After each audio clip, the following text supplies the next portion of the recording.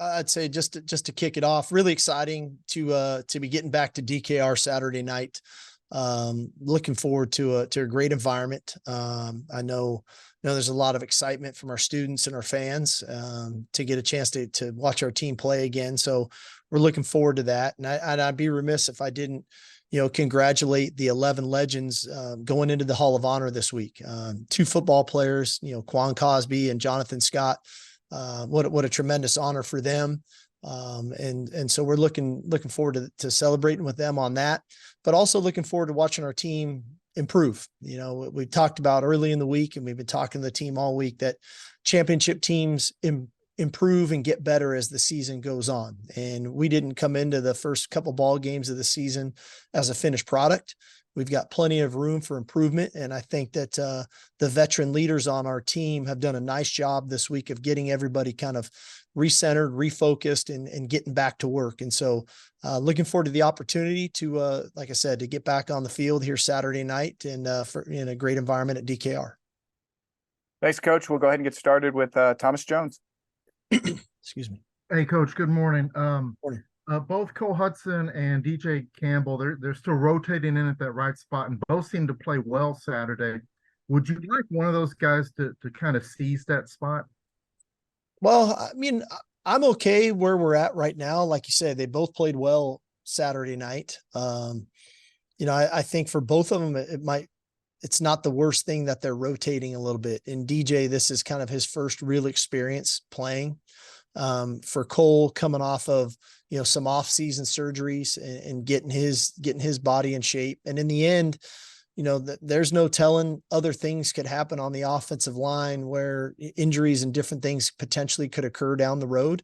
And both those guys are getting really valuable experience, and they're both maximizing their opportunities when they're on the field. So I'm okay right now with where we're at, and we'll just continue to monitor that situation as we go. Dennis, go ahead.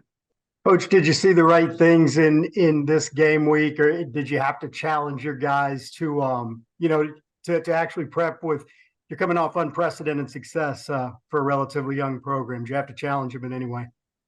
Yeah, of course we have to challenge them. I think my job as a coach is to motivate our players to be the best that they can be in every situation. And they're young, they're young people, and we all get influenced by different things. And this is the classic week where you can have a sore back by the end of the week from everybody patting you on the back, going to class or on social media, or wherever else. And so I do think it's important for them to understand, when the ball gets kicked off Saturday night at 7:00, they don't spot us 21 points because we played good last week, right? That game is done, and we're going to earn whatever we get Saturday night by the way we play. And so we have to prepare for that, and we have to continue to improve our style of play. So I do think ultimately, I don't want to have to say we challenged them, but inevitably we had to motivate our guys to understand, like, hey, this is how the week's going to go. Everybody's going to keep patting you on the back. Everybody's going to keep posting different videos and their experience, and they should. It was a great experience, but we've got to make sure that we're focused on the task at hand, and that's playing really good football Saturday night at 7:00 against Wyoming. Cedric, go ahead. Hey, Steve. I know you coaches challenged him to turn that page, and and that's what you guys are paid to do. But what leaders stepped up and said it? Because when they're self-policing, it sends a different message to those young guys. Yeah, what I thought was really cool this week, we did our traditional Monday morning meeting where we recap the game, and I show about 18 or so plays to the entire team, coachable moments, teachable moments, or things that we did well. And then I turn the page in that meeting, and I get into what I think it's going to take this week to play well. And interestingly enough, I got a text from Quinn later that day. Do you mind if we have a players only meeting Tuesday morning before we start? And so of course, so the fact that, Quinn, that leadership committee, wanted to have a players only meeting to make sure that they were reiterating the message about getting refocused on what we need to do this week, I thought was a great sign for us. Anwar, you're up. Good morning, Coach. Wanted to see if you could give one a CJ Baxter update if he participated in practice, and two, you guys have the opportunity to start the season 3-0 for the first time since 2012. Can you just talk about the importance of non-conference games and having that success in your point of view?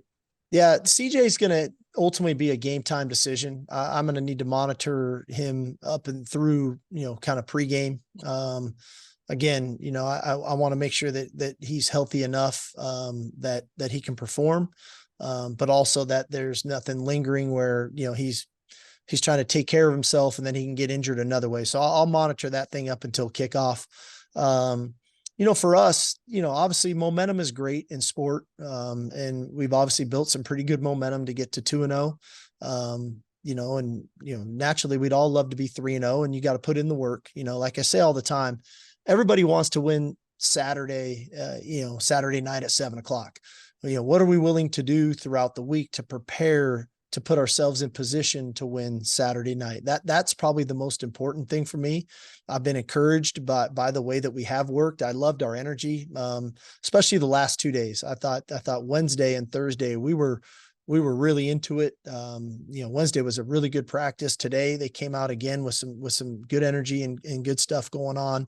Especially on the offensive side of the ball. I haven't had a chance yet to watch the defensive film, but I'm encouraged by that. But to get to 3-0, you got to be 1-0 this week, so we can't look at the big picture all of the time. Sometimes we got to drill down and look at this thing through a straw, and our focus is on Wyoming and what we need to do to play good football Saturday. Danny, go ahead. Steve, we've talked a lot about Alabama this week, but what stands out about this Wyoming team? Yeah. Well, I think first of all, as you guys have heard me say before, I think teams ultimately take on the personality of their head coach. And Coach Bowl has been doing it a long time, and he's been doing it at a high level at multiple places. He's always been really successful. His teams have always been gritty, hard-nosed, and tough. They play a physical brand of football, and this team is no different. They love to run the football. They love to do it a variety of ways with the personnel groupings, the shifts, the motions, to come downhill at you. And then they utilize the play action pass, and they utilize the quarterback legs to take advantage of that. I think defensively, it's a really veteran group. This is a very smart defense. As much as they are tough and hard-nosed, they're very intelligent in the way they go about their business. They've got a really good pressure package, especially on third down and in the red area that they execute really well. They do a good job defending the run. I don't think that they have given up 100 yards yet in the season, stopping the run. And then they have confidence in their DBs to cover people. So ultimately, again, I think all those things are kind of a byproduct of who the head coach is. And if you can go back through Coach Bowles' career, all his teams historically have played that way. And this team's really no different than that. Roger Wallace, you're up. Hey, Sark, the Rice game, they had a veteran team, and you talked about that, but you didn't have the tape to show your guys like you do with that Texas Tech win and their quarterback and how tough he is. I imagine that got their attention pretty quick. I think so. I think people are figuring out Rice might be a little better than people thought too. So I don't know. But anyhow, yeah, I think it's helpful when you can turn the tape on and they the way they played Tech, and quite frankly in that game, they fall behind 17-0 quick. And I think when you talk about the grit that Wyoming has, the fact that they continue to fight back in that game, got the game into overtime, and then ultimately won in overtime, I think again just speaks to, we're going to play 4 quarters in this game Saturday night because Wyoming is going to stand in there, one play at a time. Leah, go ahead. Coach, I was just wondering what you are hoping to see out of the running game this time. It seems like you've been kind of going running back by committee. Yeah. I mean, I think at the end of the day for us from a run game standpoint, I want to see consistency, and with consistency comes a level of physicality. We have to move people off the line of scrimmage. And, I just don't think that we've been quite consistent enough in that aspect of our game. Again, I love the fact that we were able to run the ball the way that we did with 7 minutes to go and run it when Alabama knew we were going to run the ball. but I sure would like to have that mentality in the first quarter of a game and to go out and run the football the way that I think we're capable of. So when you talk about making improvements, that's definitely one of them for us, where I think we can improve as a football team. But that goes hand in hand with our ability to pass the football as well, that we need to find that balance on our offense, because that's when we're at our best. Joe Cook, you're up. Steve, under the lights Saturday, new lights, and you're going to have all the different bells and whistles that they've installed over the course of the offseason. After seeing, the crimson version at Alabama, are you excited to see what I guess the burnt orange version looks like with the upgrades and things that the athletic department's done to DKR? Yeah, I am excited about it. I think, again, I'm a fan of college football, and I think the better environment that we can create, the better atmosphere we can create for our fans, for our players, the better it is for everybody. I think it provides energy to the stadium. I think our play provides energy to the fans. I think our fans provide energy to our team. And so creating that home field advantage, creating that experience here at DKR, I think is something that I appreciate, CDC and Drew Martin and all their work that they've been putting together to continue to create the environment that this place can have. And I've saw it grow from year 1 to year 2, and now we're into year 3, and we've got some new things going. So yeah, I am looking forward to that. Eric, go ahead. Morning, Steve. I wanted to ask you about David Benda's sack against Alabama. A, the effort that he showed on that play to continue his pursuit, and B, if that play can be used as somewhat of a teaching tool to other guys as far as the effort that's going to be needed throughout the season. Yeah, no, I think, as I've said before, when I turn on the tape and I'm very clear with our players, I critique effort first. Then I look at alignment, assignment, fundamentals, technique, and scheme. And so what a tremendous effort play for David, getting cut in the hole and getting right back onto his feet and going and finishing on the quarterback.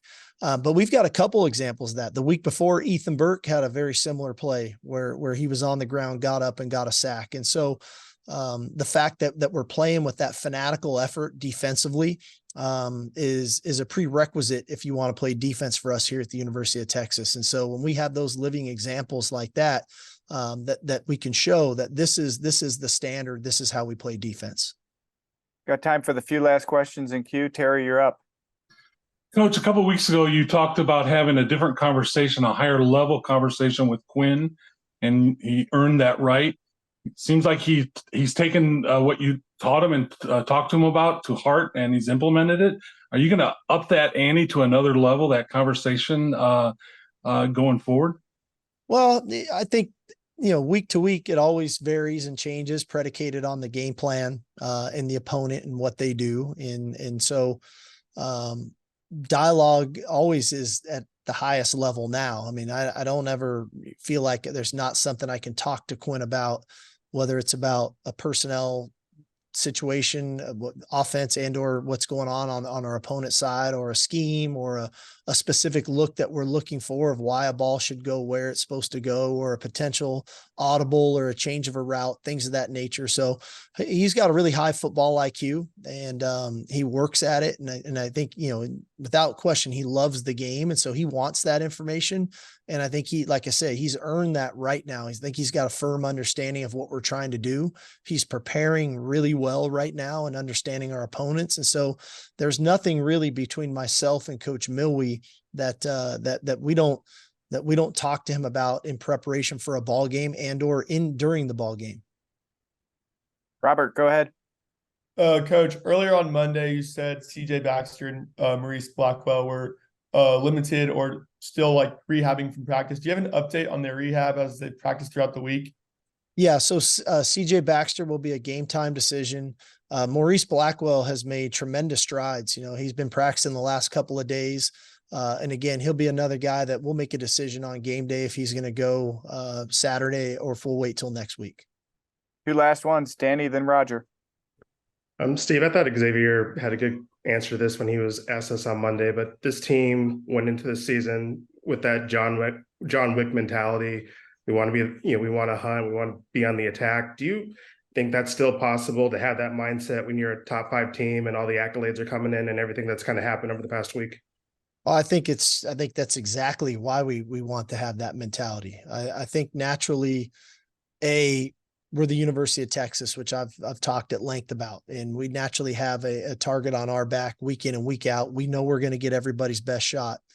Now add that with you end up in a top 5. Now there's just more added incentive to attack us. I think that the key to the drill is we have to make sure that our opponents feel like they're being attacked by us. And I love that our players have adopted that and have bought into that mentality, because that's the mindset that you have to have. We have to ensure that our opponents get our best shot. And if that's good enough, great. If it's not, then back to the drawing board. But as long as we work with that mentality and then go play that way, I feel very comfortable and confident in our ability to go into a game and play at a high level. Last one, Roger. Hey, Sark with X's numbers and AD Mitchell catching touchdowns, JT Sanders doing his thing. Then there's Jordan Whittington. How valuable is what he does and how he does it? The way he handles things over the middle, the tough catches, the yards after contact, especially for your young guys watching him. Yeah, no, I think it's great. I mean, his leadership, nobody prepares better than Jay Witt. Nobody, he's the first guy in the building every day. He's such a veteran and experienced player. He can do so many different things for us. And I think a lot of times what goes unnoticed with Jay Witt is what he does on special teams as well. But what I love, to your point, I think Xavier, has 12 catches on the year. I think JT, Jay Witt, and AD all have 7. So the ball's getting spread around the right way. And Jordan, he's so critical for us on third down. He's so critical over the middle, but he's so critical for us blocking. He had a couple, we asked him to block a defensive end in a 4-minute drill the other night, where he, blocks a defensive end from Alabama to spit a run. He goes in there and blocked the linebacker, earlier in the ball game. So he's just, there's so many, kind of tools in his toolbox that we can rely on. And he's such an accountable person that way that you feel comfortable asking him to do things that maybe a couple of years ago I wouldn't have asked, but now I feel comfortable asking of him.